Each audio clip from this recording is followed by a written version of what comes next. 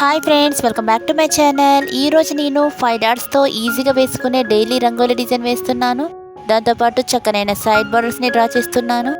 నేను వేసే ఇలాంటి ముగ్గులు మీకు నచ్చినట్లయితే లైక్ చేయండి, షేర్ చేయండి. మీలో ఎవరైనా ఫస్ట్ టైం నా వీడియో చూస్తున్నట్లయితే సబ్స్క్రైబ్ చేయడం అస్సలు మర్చిపోకండి ఫ్రెండ్స్.